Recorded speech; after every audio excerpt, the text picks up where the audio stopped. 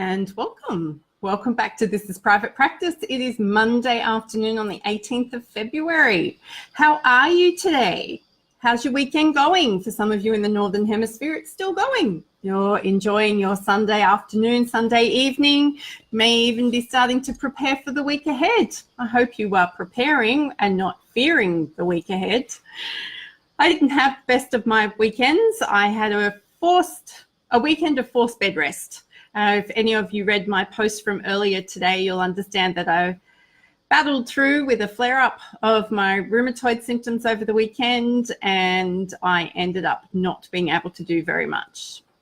But as I've also expressed in that post earlier today, I'm pretty proud of myself because it was one of the first times I can remember where I wasn't actually beating myself up, where I wasn't fighting with myself for being unwell.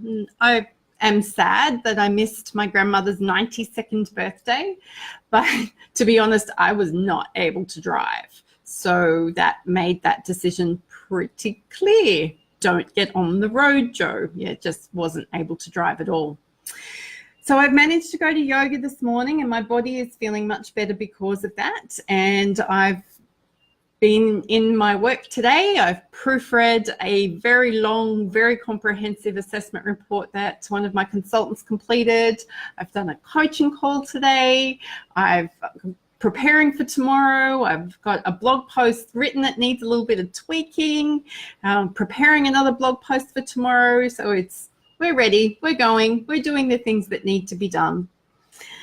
Now I wanted to talk into something today about what would it feel like if you gave up the clients that are no longer serving you, or if you stopped working with the clients that don't light you up?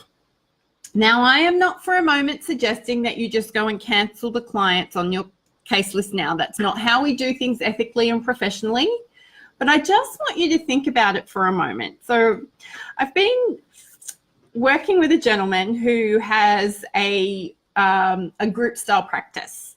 So he only runs group. He does more groups than he does one-on-one, which is great. But there have been people in one of his groups that have made him really anxious and have caused him and some other team members on his staff to become really anxious. There's just a group of people that in their groupthink, in their collective groupthink, they made it very difficult for him to feel oh, your sound isn't working. I hope my sound is working. Wow, can somebody let me know if my sound is working? That would be awful if the sound isn't working. Now I'm concerned, Danielle. Anyway, we have Priscilla. Can you let me know if we've got sound, please? Hi, do you have sound? Oh, good. Sound is great. Okay.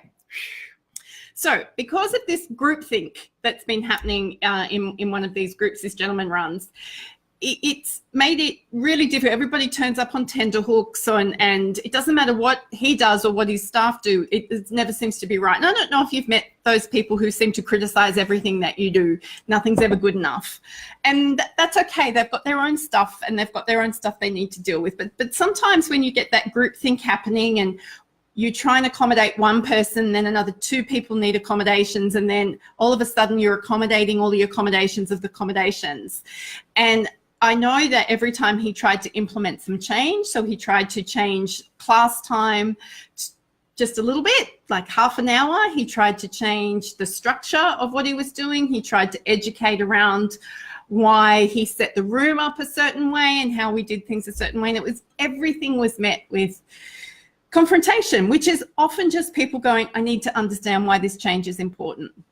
But it got to the point where he was feeling so anxious about these classes and it was not serving him. And I could notice that because when I attended some of those classes, it was like, this is strange. This isn't the normal atmosphere here, but that's okay. It's not about me. Apparently it's not always about me. Hello, Linda. And then he made the decision that if they stopped coming, what would that mean for him? If they stopped it. Now, this is a pretty significant part of his income for that day, by the way. So to even have that thought was a massive thought for him, a big achievement. And then it happened. They didn't turn up. And he could not wait to talk to me about how relieved he was, how much more peaceful he felt, and how he hoped that these people had been able to go and find a service that met their needs at the time, with the resources, with the environment, with the people that made them comfortable. So quite clearly, with some distance, we can see that it was no longer a good fit, right? We can see that. So there's nobody to blame. There's no criticism here of anything. It just stopped being a good fit. And that happens. But the look on his face and the energy in his voice and the passion around his work again, now that he knows that he doesn't have to get anxious about this group anymore, has totally transformed his desire to do a good job and do the work he loves the way he loves to do it. In the space of a week, that particular class dropped from, I think he had 15 participants, and it went down to 4. So if you went from 15 people paying down to 4 people paying, that would hit you in the hip pocket. That would make you feel pretty darn uncomfortable, wouldn't it? Would make me feel uncomfortable. If I had 15 sessions booked and only 4 people turned up, I'm feeling uncomfortable. In the space of a week, he could not wait to share this with me today. There were 8 people. So he'd doubled it in a week. Of new people, people he'd never met before, people who'd found him online and via his social media presence, who had been thinking about coming for ages, but just for some reason decided to come now. So he's now got this buoyancy about, I can work with the people that I'm good at helping. I can do my work the way I want to do it. I can serve the people that I'm the best able to serve. And the joy in him and his face and his demeanor is just priceless. So I think this is important for all of us to talk about, because it gets to a point when we're all feeling the crush of time. I know for me it's about time, or the crush of I haven't got enough income coming in, or I'm scared I won't have enough income coming in, that will hold on to people or to things or to situations that aren't good for us. And they end up being energy vampires. And I know you've all heard that term 1,000 times before, and you go, oh, energy vampires. No, you've got to, I'm going to break it down so that you can understand what I mean. What happens is all your creative energy that you would use to bring on new people, that you would use to make that one social media post or that one conversation or that one referral source, or you would invite somebody to come along to something that you're doing, you haven't got room for that in your life. Because you're shrinking back, you're feeling small, you're scared of making a mistake, you're scared, and you're scared. And scared makes us small, it makes us cringe, and it doesn't allow us to be the vital, energetic, attractive people that we need to be to bring the right people into our practices. So here's a challenge for all of us watching today. If you've got services or people or activities in your world that don't bring you joy, and they're making you small, or they're making you anxious, or they're stopping you from being able to fill your practice with the types of people you want to fill your practice with, what is one small step you can do to progress that? So for me, what it does is I don't take on new clients. So I'm almost booked. I'm almost at my absolute capacity. So there will be no new clients for Joe for a while. But as a client drops off, I've got the choice then, who do I want to bring on? So it's a great time for me to reset and rethink and go, who do I really want to work with? And what are some of the parameters or the must-haves or the criteria that I need to set to work with those people and to have those people in my world, so that they're getting the best out of me and I'm giving my best.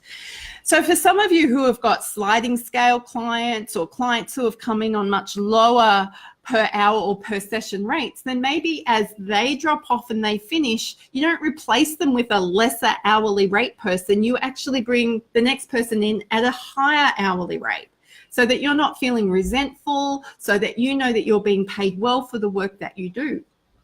But I just want to come back to that question I originally asked, is what would your world be like if those energy vampires, if those people that you weren't a good fit for suddenly weren't in your world anymore? I think your world's going to be a pretty darn awesome place. And it doesn't mean that there's anything wrong with you. They just need to go and find their people. That's okay. Not everybody likes us 100% of the time. Hope that's not news to some of you today. So here we go for a Monday, brand new week ahead. It is really hot here, as you can tell from the extra redness and shine that I've got going on. I am looking forward to coming to you a few days this week. Don't know how we'll go for every day. I'm still not feeling 100%, but we'll get there because flare-ups don't last forever. Apparently, nobody dies from a flare-up. That's my self-talk going on there, people. All right, this is Private Practice. Go be your awesome self, and I look forward to talking to you this week.